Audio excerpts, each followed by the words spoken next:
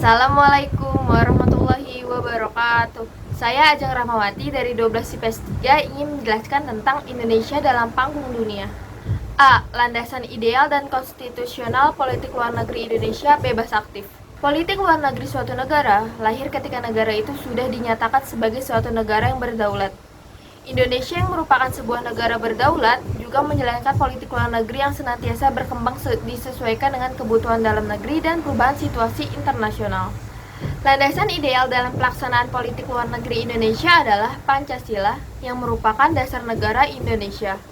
Nilai-nilai yang terkandung dalam Pancasila dijadikan sebagai pedoman dan pijakan dalam melaksanakan politik luar negeri Indonesia. Sedangkan landasan konstitusional dalam pelaksanaan politik luar negeri Indonesia adalah pembukaan Undang-Undang Dasar 1945 alinea pertama. Tujuan politik luar negeri bebas aktif adalah untuk mengabdi kepada tujuan nasional bangsa Indonesia yang tercantum dalam pembukaan Undang-Undang Dasar 1945 alinea keempat. Amanat Presiden yang berjudul Manifesto Politik Republik Indonesia kemudian dijadikan sebagai garis besar haluan negara. Berkaitan dengan kebijakan politik luar negeri, manifesto tersebut memuat tujuan jangka pendek dan jangka panjang tidak terlepas dari sejarah Indonesia. Sebagai bangsa yang pernah mengalami penjajahan, Indonesia berusaha pula menghindari dari keberpihakan pada dua blok yang bersengketa dan masuk menjadi anggota non-blok. B.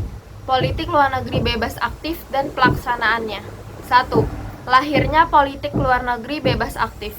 Dalam Perang Dingin antara blok Amerika atau blok Barat dengan blok Uni Soviet atau blok Timur, Indonesia memilih sikap tidak memihak kepada salah satu blok yang ada.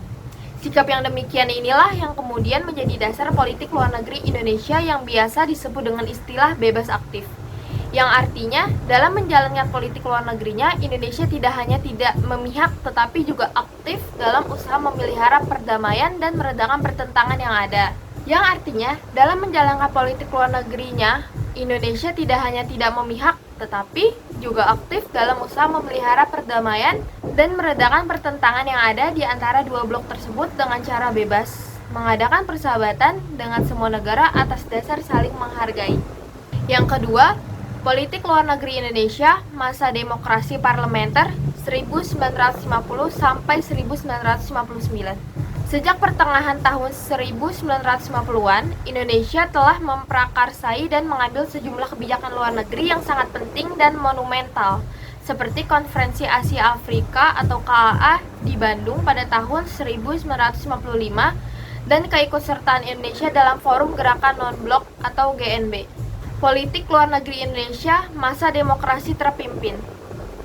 Pada masa demokrasi terpimpin, politik luar negeri Indonesia bersifat high profile yang diwarnai sikap anti-imperialisme dan kolonialisme yang tegas dan cenderung bersifat konfrontatif.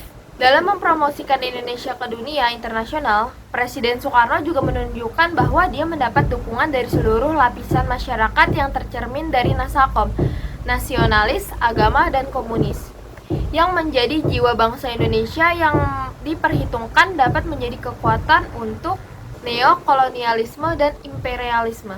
4. Politik luar negeri Indonesia pada masa Orde Baru. Pada masa awal Orde Baru, terjadi perubahan pada pola hubungan luar negeri Indonesia dalam segala bidang karena Pak Soeharto lebih memfokuskan pada pembangunan sektor ekonomi.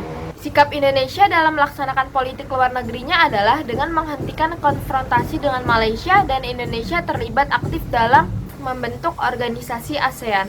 5. Politik luar negeri Indonesia era reformasi. Pada masa awal reformasi yang dimulai oleh pemerintahan Presiden B.J. Habibie, Pak Habibie disibukkan dengan memperbaiki citra Indonesia di kancah internasional yang sempat terpuruk sebagai dampak krisis ekonomi di akhir era Orde Baru dan kerusuhan pasca jajak pendapat di Timor Timur. Pada masa pemerintahan Presiden Abdurrahman Wahid, hubungan Indonesia dengan negara-negara barat mengalami sedikit masalah setelah lepasnya Timor Timur dari NKRI.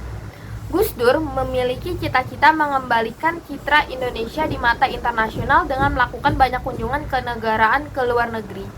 Pada masa pemerintahan Presiden Megawati, suasana politik dan keamanan dalam negeri menjadi lebih kondusif. Situasi ekonomi Indonesia mulai membaik ditandai dengan nilai tukar rupiah yang stabil. Belajar dari pemerintahan sebelumnya, Presiden Megawati lebih memperhatikan dan mempertimbangkan peran DPR dalam penentuan kebijakan luar negeri dan diplomasi seperti diamanatkan dalam Undang-Undang Dasar 1945. Yang terakhir, pada masa pemerintahan Susilo Bambang Yudhoyono atau SBY, ia berhasil mengubah citra Indonesia dan menarik banyak investasi asing dengan menjalin berbagai kerjasama dengan banyak negara. Perubahan-perubahan global pun dijadikannya sebagai peluang. Indonesia berhubungan baik dengan negara manapun sejauh memberikan manfaat bagi Indonesia. Terima kasih.